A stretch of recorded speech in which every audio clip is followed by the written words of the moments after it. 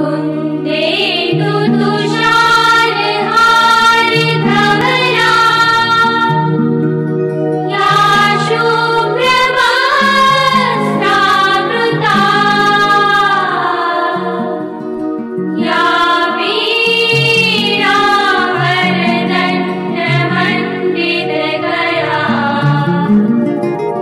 या श्वेतपद्मासना या ब्रह्माच्युतशङ्कर प्रभृतिभिः देवैः सदा वन्दिता श्यामा पातु सरस्वती भगवती निःशेषजा। નમસ્તે વિદ્યાર્થી મિત્રો, ધોરણ 6 સામાજિક વિજ્ઞાનમાં આજે આપણે એક નવા એકમનો અભ્યાસ કરવા જઈ રહ્યા છીએ, જેનું નામ છે વિવિધતામાં એકતા. પાઠ નંબર 14, વિવિધતામાં એકતા. નામ પ્રમાણે દરેકમાં ગુણ હોય છે કે વિવિધતા છે છતાં પણ એકતા છે. તો આપણો દેશ જે છે એ વિવિધતા ધરાવતો દેશ છે. આપણા દેશમાં કેટલાય પ્રકારની વિવિધતા જોવા મળે છે. કઈ કઈ વિવિધતા છે? તો ધર્મ અલગ અલગ ધર્મ પાળતા લોકો આ દેશની અંદર રહે છે. ભાષા, અલગ અલગ ભાષા બોલતા આ દેશમાં લોકો રહે છે. જાતિ, અલગ અલગ જાતિ પાડતા લોકો રહે છે. અને આર્થિક અસમાનતા, બધામાં આર્થિક અસમાનતા છે. કોઈનું જીવન ધોરણ ઊંચું છે, કોઈનું જીવન ધોરણ નીચું છે, તો આર્થિક અસમાનતા છે. બધા જ લોકો આર્થિક રીતે કંઈ સદ્ધર છે એવું નથી, તો આર્થિક અસમાનતા છે. એની સાથે સાથે વિવિધતા ધરાવતો આપણો દેશ એ વિશ્વમાં અનોખી ઓળખ ધરાવે છે. આ બધું છે છતાં પણ આપણો દેશ કેવો છે? તો વિશ્વની અંદર આપણા દેશની એક અનોખી ઓળખ છે કે ભારત દેશ કેવો છે? તો વિવિધતા છે છતાં પણ એકતા ધરાવતો દેશ છે. ખોરાક, તહેવાર, રીત રિવાજ અને પોશાક ઉપરાંત સમાજ જીવનમાં ભિન્નતા જોવા મળે છે. તો દરેક છે એમનું પોશાક એટલે કપડાં છે એ પહેરવાની પદ્ધતિ અલગ અલગ છે. અલગ અલગ પ્રકારના કપડાં પહેરે છે. દરેકનો ખોરાક અલગ અલગ છે.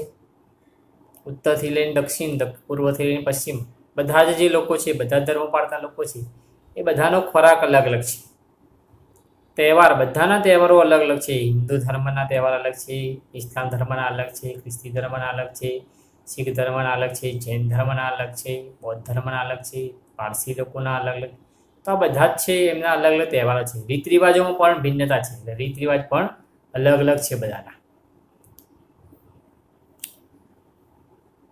આ ઉપરાંત સમાજ જીવન, એટલે સમાજનું જે જીવન છે, આ બધા સમાજો છે એનું જીવન છે, એમાં પણ ભિન્નતા જોવા મળે છે. આપણા દેશમાં એકતા અને સમાનતા માટે આપણે શું કરી શકીએ એ અંગે જોઈએ. તો આપણો દેશ છે એ દેશની અંદર એકતા છે અને સમાનતા છે. આના માટે આપણા દ્વારા કયા પ્રકારના પ્રયત્નો થઈ શકે એ અંગે આપણે આ પાઠની અંદર જોવાનું છે. કયા કયા પ્રકારના પ્રયત્નો આપણા દ્વારા પણ થઈ શકે, આ દેશની સરકાર દ્વારા પણ થઈ શકે. વિચારો, તમે તમારા વર્ગના બાળકોની કઈ કઈ બાબતોમાં જુદા પડો છો? તમારા વર્ગના વિદ્યાર્થીઓ તમારાથી ઘણી બધી બાબતોમાં ભિન્ન હોવા છતાં તેઓ તમારા મિત્રો કેમ બન્યા છે? તો આપણો જે વર્ગ, આપણો જે રૂમ છે, એ રૂમની અંદર, આપણા વર્ગની અંદર બાળકો અલગ અલગ બાબતોમાં જુદા પડે છે. કઈ કઈ બાબતોમાં જુદા પડે છે? તો રંગ, રૂપ, કદ એટલે આકારમાં જુદા છે. ધર્મ અલગ અલગ પાડતા હશે, જ્ઞાતિ અલગ અલગ એમની હશે, એનો ખોરાક પણ અલગ અલગ હશે. આ બધી બાબતોમાં શું છે? આ બધી બાબતો આપણા કરતાં એ વિદ્યાર્થીઓ અલગ પડે છે.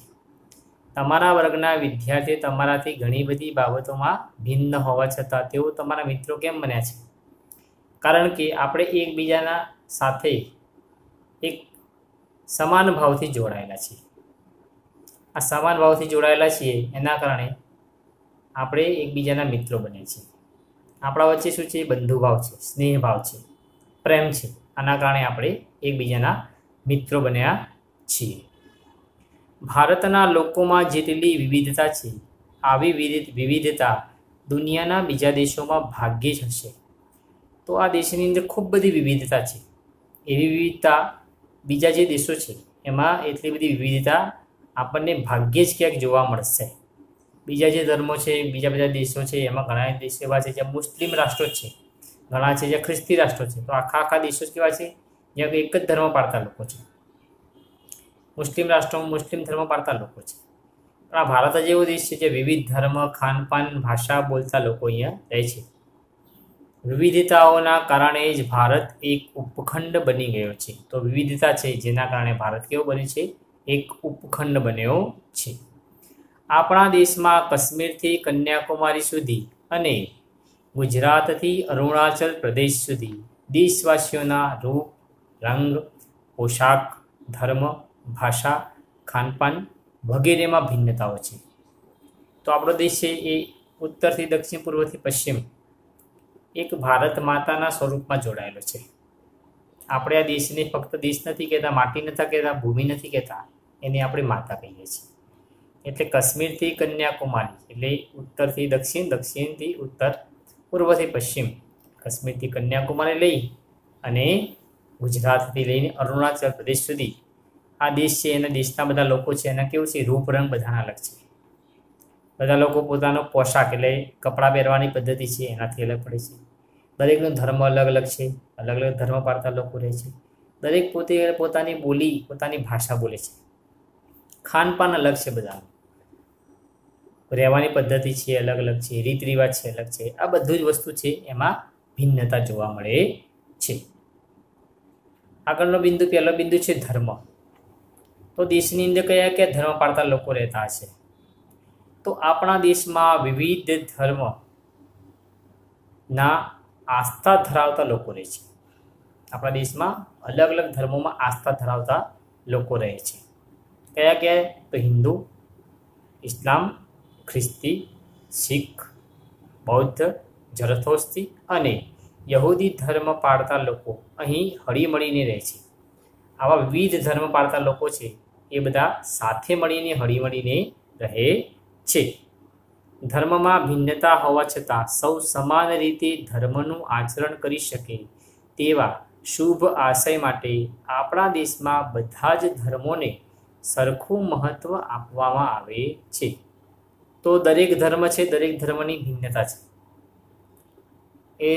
એના તહેવારો અલગ છે, એનો ખાનપાન અલગ છે, એ રીત રિવાજ અલગ છે, પોતાનો અલગ ધર્મગ્રંથ છે, ધર્મગુરુ છે.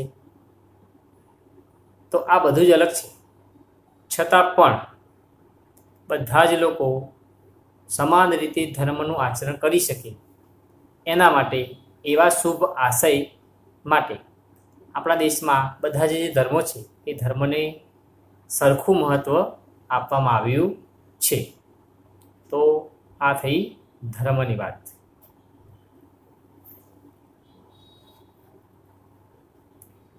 બીજું છે ભાષા. તો આપણા દેશની અંદર અલગ અલગ ભાષા બોલતા લોકો રહે છે. તો કેવી કેવી ભાષા બોલે છે આપણા દેશમાં?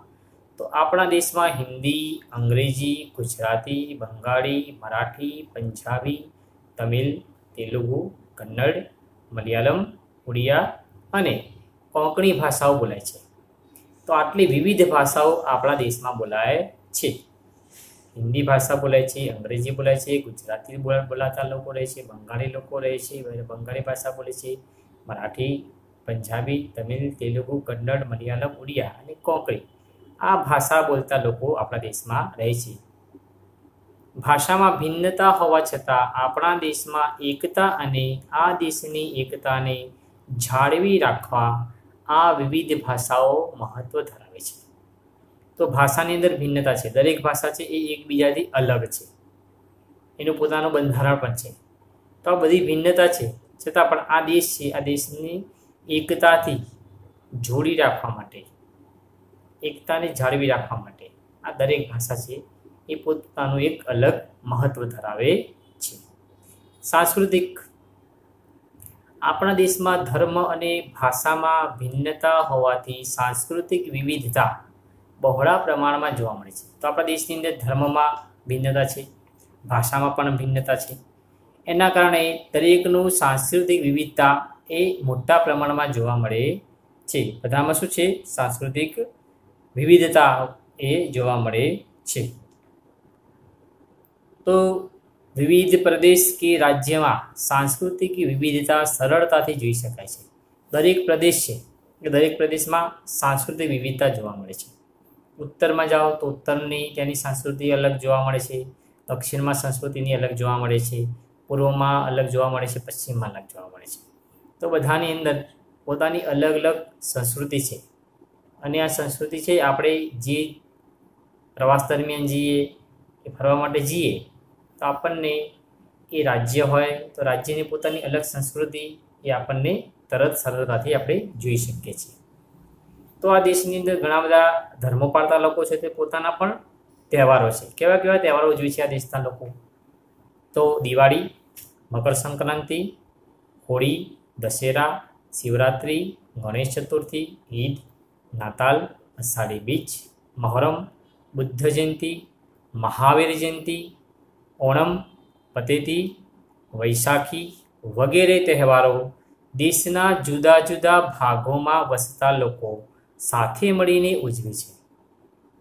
તો અલગ અલગ પ્રકારના તહેવારો બધા જ ધર્મના લોકો સાથે મળીને આ તહેવારો ઉજવે છે. ભલે પોતાના રાજ્યમાં રહેતા હોય પણ પોતાના રાજ્યથી પોતાના વ્યવસાય અર્થે બીજી જગ્યાએ ગયા હોય તો ત્યાં પણ બધા અલગ અલગ ધર્મ પાળતા લોકો એક સાથે મળીને કોઈ સોસાયટીમાં રહેતા હોય, કોઈ મહોલ્લામાં રહેતા હોય, કોઈ ફ્લેટ વિસ્તારમાં રહેતા હોય, તો આ બધા જ લોકો સાથે મળીને પોતાના તહેવારો અથવા અન્ય ધર્મના તહેવારો પણ સાથે મળીને હળી મળીને ઉજવે છે. ભિન્નતા છે છતાં પણ શું છે? એકતા છે. તો આ બધી જ વસ્તુ છે એ એકબીજાને જોડી રાખે છે. કઈ કઈ બાબતો જોડી રાખે છે? તો ધર્મ, ભાષા, સંસ્કૃતિ આ બધી જે છે એ એકબીજાને જોડી રાખે છે. જાણવા જેવું, દેશના જુદા જુદા ભાગોમાં વસતા લોકો અલગ અલગ પ્રકારના નૃત્ય કરવામાં કુશળતા ધરાવે છે. આ દેશની અંદર અલગ અલગ ભાગો છે, એમાં અલગ અલગ લોકો વસે છે. તો દરેક રાજ્ય છે, દરેક રાજ્યનું પોતાનું નૃત્ય છે અને આ નૃત્યમાં પોતાના જે રાજ્ય છે એ રાજ્યના લોકોની પોતાની કુશળતા છે. ઉદાહરણ તરીકે રાસ ગરબા. તો ગુજરાતના લોકો છે રાસ ગરબા કરવામાં કુશળતા ધરાવે છે. કેમ? તો રાસ ગરબા છે એ અહીંના લોકોના નસે નસમાં વસેલા છે. સામાન્ય નાનું બાળક હોય એને પણ ગરબા ગાવાનું કહે તો એ આનંદથી ગરબા ગાતું આપણને જોવા મળે છે. અને નવરાત્રિની અંદર ગરબા ગુજરાતમાં એની પોતાની એક અલગ ઓળખ છે. એવી જ રીતે જોઈએ તો ભાંગડા, પંજાબી લોકો છે એમને ભાંગડા નૃત્ય એ પોતાના રાજ્યનું નૃત્ય, અને એ કોઈ પણ જગ્યાએ જો ભાંગડા ભાગતું હોય તો બધા લોકો સરળતાથી ભાંગડા કરતા હોય છે. કથક, તો ઉત્તર પ્રદેશમાં કથક નામનું નૃત્ય છે. કુચીપુડી આંધ્રપ્રદેશમાં છે. કથકલી કેરળનું છે. ભરતનાટ્યમ તમિલનાડુનું છે. બિહુ અસમનું છે. ઓડિશાનું છે. ઘુમ્મર એ રાજસ્થાન વગેરે અનેક પ્રકારના નૃત્યો રસપૂર્વક કરે છે. આ બધા જ જે રાજ્યના લોકો છે એ પોતપોતાનું નૃત્ય જે છે એ નૃત્ય એ પોતાના રાજ્યની આગવી ઓળખ છે. તો સરળતાથી આ બધા પોતાના રાજ્યનું નૃત્ય કરતા આપણને. બીજું જોઈએ તો વિવિધતાઓ સાથે પ્રજાના ખાનપાન, પોશાક, રહેઠાણ, માન્યતાઓ, રીત રિવાજ વગેરેમાં પણ અનેક પ્રકારની વિવિધતાઓ રહેલી છે. તો વિવિધતાઓ સાથે પ્રજા જે છે પોતાનું ખાનપાન અલગ છે, પોતાનો ખોરાક જે છે એ અલગ છે. પોશાક એટલે પોતે જે કપડાં પહેરે છે પોતાનો આગવો પોશાક છે. રહેઠાણ, કયા પ્રકારના રહેઠાણો એટલે કયા પ્રકારના આવાસમાં એ લોકો રહેતા હશે. કોઈ જંગલ વિસ્તારમાં રહે છે કોઈ શહેરી વિસ્તારમાં રહે છે, કોઈ ગ્રામ્ય વિસ્તારમાં રહે છે, અલગ અલગ કોઈ ઝૂંપડીમાં રહે છે, કે પાકા મકાનમાં રહે છે, કોઈ ફ્લેટમાં રહે છે, કોઈ બંગલામાં રહે છે. આવા રહેઠાણો પણ વિવિધતા છે. માન્યતાઓ પોતાની અલગ અલગ પ્રકારની માન્યતાઓ છે. કોઈ જંગલમાં રહેતા હોય તો જંગલમાં રહેતા હોય તો અલગ અલગ પશુઓની પૂજા કરતા હોય, પ્રકૃતિની પૂજા કરતા હોય. તો દરેક ધર્મ છે, દરેક ધર્મના લોકોનું પોતાનું માન્યતાઓ પણ જોવા મળે છે. રીત રિવાજ અલગ અલગ રીત રિવાજ છે. કોઈના લગ્ન છે, લગ્નમાં પણ અલગ અલગ પ્રકારના રીત રિવાજ. સ્થળની આબોહવા, ભૂપૃષ્ઠ, ખેતી, જંગલો વગેરે ભૌગોલિક બાબતોના કારણે દેશ વિવિધતાવાળો બને છે. તો આ દેશ છે, આ દેશની સ્થળ જે છે, અલગ અલગ પ્રકારના સ્થળો છે, એની આબોહવા અલગ અલગ છે.